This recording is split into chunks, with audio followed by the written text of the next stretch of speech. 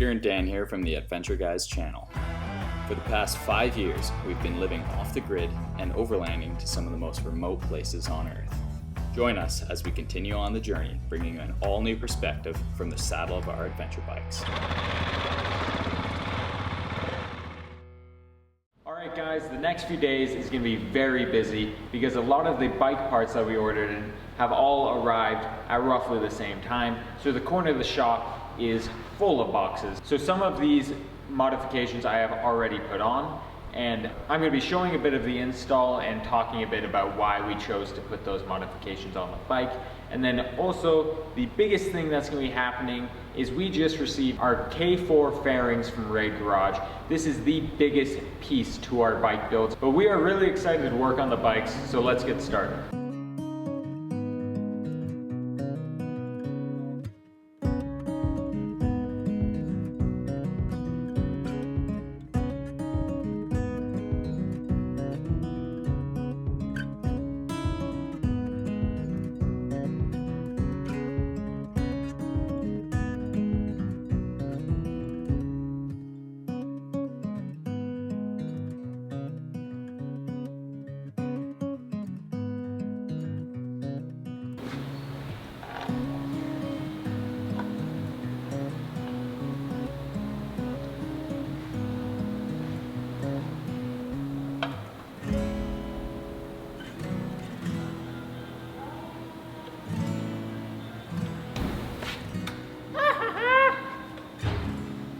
There we go.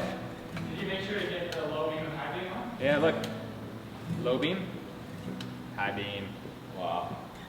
Low beam, Oh, so bright. high beam.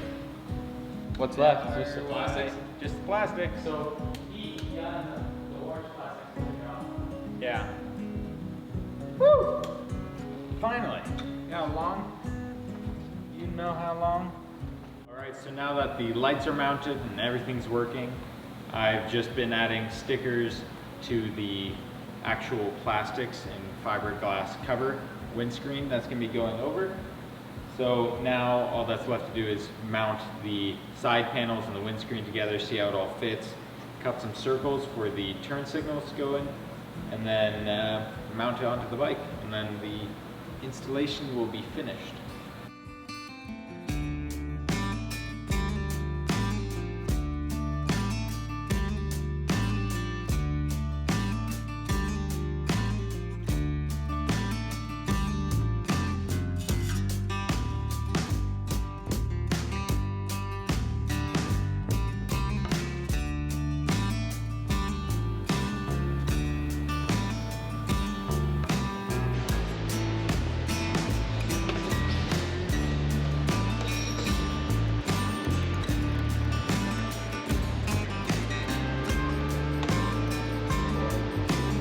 Done. Alright, so the K4 fairing is fully put on. It looks amazing. But now I'm going to take it outside and do a quick check to make sure all the wiring works, all the signals and lights and throttle, everything works. Just make sure I didn't mess anything up. So then, if there is a problem, I learn it now and not when I'm 20 miles into the woods. And I'll be testing it throughout the next few days just to keep the process of warming everything up and making sure nothing wiggles loose before we hit the trails again in the near future. Alright guys, so here's the bike. It is looking really nice. So I'm just going to do a quick test to make sure all the lights are working, make sure all the blinkers, the wiring, everything feels fine. And I'm going to take it for a quick ride down the trails. Alright, so we're going to turn the key. All the lights should come on. Awesome. Okay, everything seems to be fine there. The speedo's working. Neutral, everything. Blinkers. Blinker indicator's working. Back blinkers. Front blinkers. Awesome. Low beam. High beam. Wow, those are some powerful lights. Alright, so we're gonna head out. Gonna take it quite easy, nice and slow. Just go for a nice chill ride. Alrighty, here we go, keys on. Moment of truth. Awesome. Alright, let's go. Can't wait to test this thing out. Everything's feeling fine. Everything's sounding fine. Gonna keep it on low beams until I get at least out of the property. Alright, here's the turn off. High beams on. It looks really, really nice. So I'm just going to kick it up in gear, go for a nice ride, come back, give you my thoughts and feelings.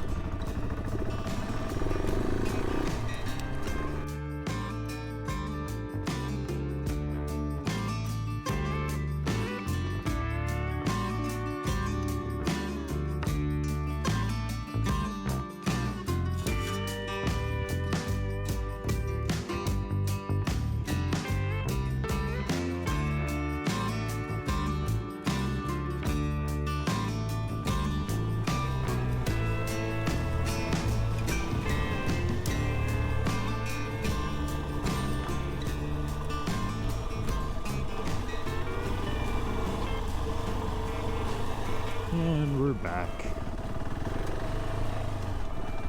High beams off. I'm going to take it back out front and give you my thoughts.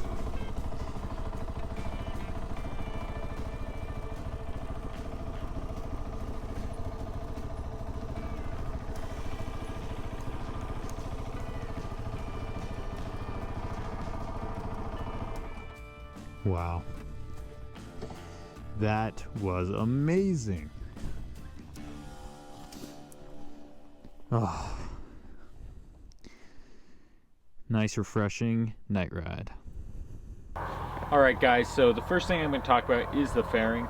It was a pretty short ride, so I'm just going to give a very basic overview of what I think and kind of my first impressions. Even just on a short ride, I could definitely notice the wind protection that it gave me when I was sitting down is a lot more comfortable. The screen being higher up, that was really, really nice. I could see my speedometer without really cranking my head down. I kept everything up high so I could see it just by glancing down, and kind of kept everything really nice and tidy. One thing I did have to get used to, since the fairing is fixed, which is a really nice thing, and I'll explain why in a bit, you do kind of have to get used to, if you've never ridden something with a fixed headlight, you do have to get used to that, because I kind of got the feeling that I wasn't turning fully in some of the turns, because I would be turning the handlebars, but the headlight would still be going forward, so it was kind of a weird feeling. But one of the main and more basic reasons why that's a really nice thing is so then, first of all, your speedometer and all your indicators aren't moving around every time you're turning the handlebar. But also, if you're doing some technical stuff and you're moving the handlebars a lot, your light's not flashing back and forth. It's staying exactly in your path and lighting up where you're headed. I'm not a scientist, so I don't know much about the metals. I do know it's very sturdy. It's not going anywhere. The next thing, which is a pretty small detail, but it makes a huge difference, is the turn indicators on the side panels here. These actually came with the fairing kit that we purchased from Raid Garage, and they are just much slimmer. They kind of run flush with the plastics, which is really nice, because with the stock KTM 690s, I still have the original back taillights. They stick out quite far, and they're really big, and surprisingly, being that big, they don't give off much light. They're still really nice. They're just really big. There's a chance of dropping the bike and then possibly breaking, which wouldn't be nice, where these are tucked and hidden away up here.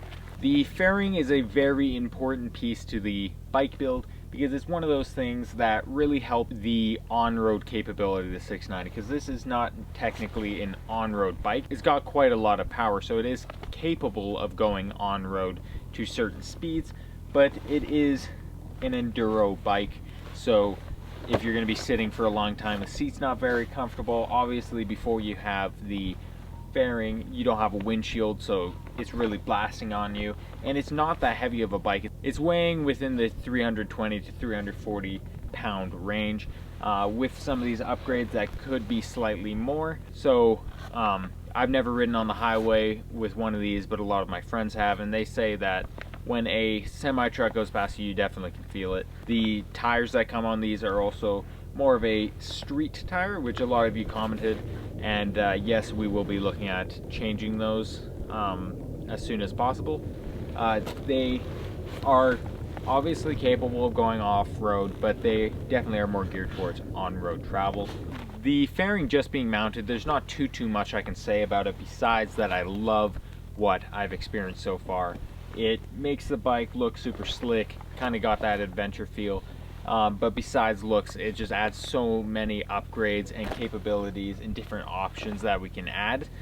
We definitely will be having some sort of navigation device mounted on to the fairing, which will be really nice. I am looking forward to being able to take it out on the trails and kind of put it through the test, and then I'll be able to go in more in depth on what I think about it. But so far, I'm loving it. It is definitely the favorite modification I have put on this bike thus far. This is not a small upgrade though. The process is quite long, and you have to really make sure this is something you want, because it does require drilling into the plastics and doing a lot of unwiring and rewiring and taking off a lot of the original parts. So it is a big commitment, but in my opinion, it is definitely worth it, and it really changes how the bike feels for the better. First thing I'm going to talk about is the Outback Motortrek crash bars. These are a very important part to this build. It covers lots of plastics as well as different parts of the bike. Crash bars are very nice to, first of all, keep your bike looking as good condition as possible and just kind of taking care of the overall health and condition of your bike. So if you're tipping the bike over, no matter what type of crash bars you get, they're always going to save something, and they're very important.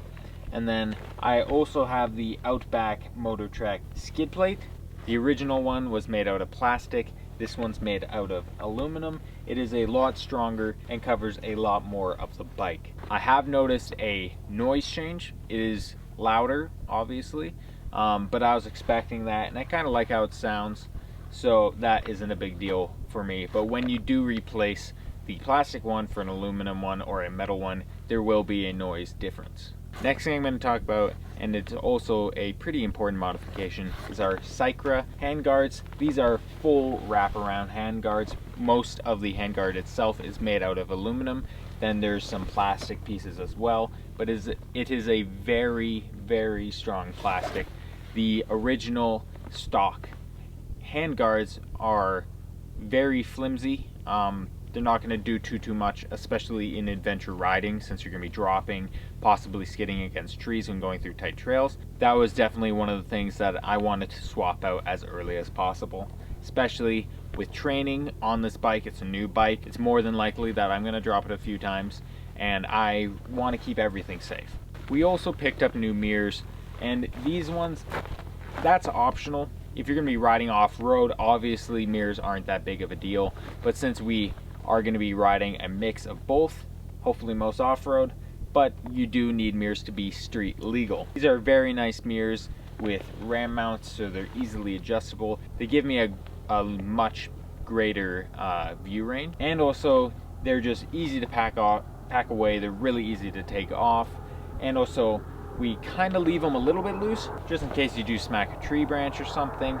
They, instead of snapping, will just fold away in towards the bike. Yeah, so that is pretty much all the modifications I have put on the bike so far. I've done a few little things like take off passenger foot pegs and stuff like that.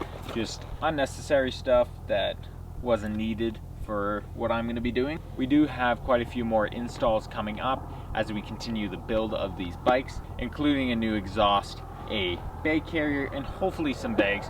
We have been looking to get some bags, but most everywhere they are out of stock, so they're really hard to find right now, like most everything. So yeah, that's pretty much everything I wanted to say. I look forward to taking this bike on more rides and on more trails. I have ridden quite a lot around here, but that's mostly been alongside the road or on gravel roads. So I am very excited to take it out on the trails again. I've ridden about 100 miles with all these modifications, so they've all kind of settled in, except for of course the fairing. We will be hitting the trails fairly soon, so make sure to stay tuned for that. We will be heading back to Pony and on the same trail Peter crashed on, so hopefully we can make it farther up and get can kind of be redemption for Peter to get back on the horse and get back on the same trail. Alright guys, that's it for now. Thank you for watching this video, and make sure to stay tuned for a lot more coming out soon.